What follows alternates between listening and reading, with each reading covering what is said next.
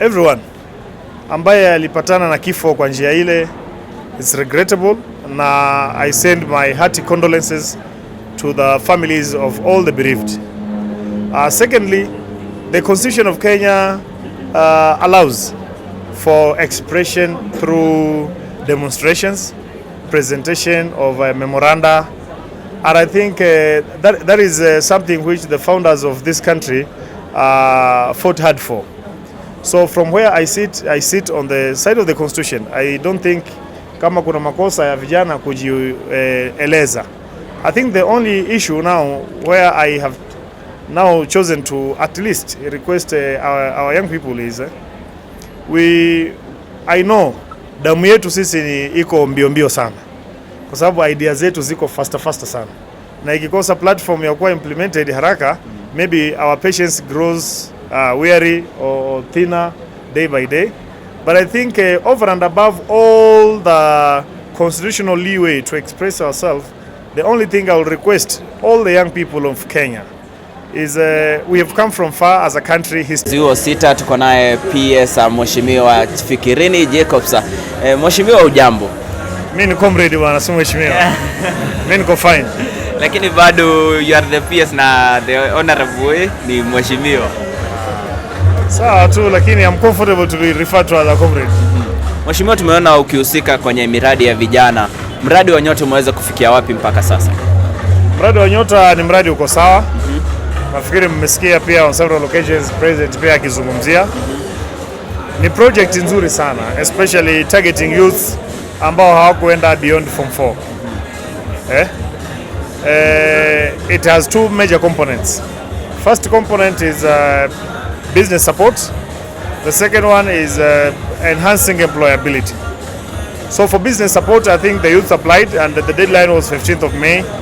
We have enough data from every ward in Kenya ambao tunafanya screening ili tupate the 100,000 out of that, ambao will be given a grant of 5 billion, which is 50,000 to every youth of the entire 100,000 group, which is 70 youth drawn from every ward in Kenya. So that is the business support, where data is with one of our implementing partners, anaitwa MSEA. It's an agency. So last week, just on Monday, we rolled out now the second component on enhancing employability, which youths are currently applying. Na mimi bado nahimiza vijana apply. Inaitwa RPL, recognition of prior learning, like I've said in the CSS speech. Here we are targeting 20,000 youth nationally, which is approximately 14 youth in every ward in Kenya. What you want to do with this is, you realize as you walk around the streets in Nairobi or any other place in Kenya, you see very many talented, skilled young men and women. They are doing a lot of things, skill related. But given an opportunity of a job chance, they cannot apply because while they have the skill, they don't have the qualification. And you see now our education system is that even if you know a lot of craft so much, lazima uonyeshe pepa kwamba ulisomea kitu. So that's why Nyota project under the recognition of prior learning program wants to do a deliberate platform where these young people who are skilled will get an opportunity to be assessed by NITA so that they can get certification, so that the skill which has otherwise been acquired through the informal education now can be formalized through a government recognized certification through the National Industrial Training Authority. So that is up for application. Young people are applying and we encourage them to apply through the Star 254 platform. Ukibofya Star 254 platform kutaletea mambo ya Hustler Fund, Women Fund na Nyota number 3. Sasa hiyo Nyota ndio tunayozungumzia sasa, ya recognition of prior learning. The next one ambayo tuta-roll out very soon ni hiyo ya on job experience through skill development, where we'll be targeting 90,000 young people in Kenya, which is 62 youths in every ward. So for this, they will be taken, put under employer organization for some training on skills for a period of 6 months, during which they will be paid some stipend for every month, at least kitu ya kuwafanya wa save kitu kidogo ya NSSF na kitu kidogo ya kuwa facilitate. After 6 months, as a State Department, we have announced applications. We have announced chances za consultancy services for people who will come and place these youth under employment. So after the 6 months training of these young people, so these consultants will come and place them in employment opportunities so that we pay them for the number of youths they have secured employment for. Mheshimiwa, udhani kwamba hii itakuwa ikitatiza ule mradi mwingine wa NYS vijana ambao wanafanyia kazi serikali baadaye wanapata opportunities? No, wajua wakati tunazungumzia vijana, kitu moja unafaa uelewe ni kwamba we are talking about the highest demographic in Kenya. Nasikia bana? Vijana ndo wengi zaidi. So kama NYS watavuta upande mwingine, sisi tujipange na kwingine. Housing wako na hii inaitwa Climate Works, bado targeting 110,000 youths nationally. Hakuna makosa kwa sababu we have a bigger population which we need to handle and make sure that we make good use of their skills. So and secondly, in government there is something called whole of government approach. There is no problem if the goal is empowering the young people. There's no problem when it is done by the State Department for Agriculture or the State Department for Public Service, where NYS is under, or ourselves as the coordinating State Department. What we are doing as the State Department for Youth Affairs and Creative Economy is we have come out strongly to put ourselves as the anchor State Department for the youth agenda across government and even in the society.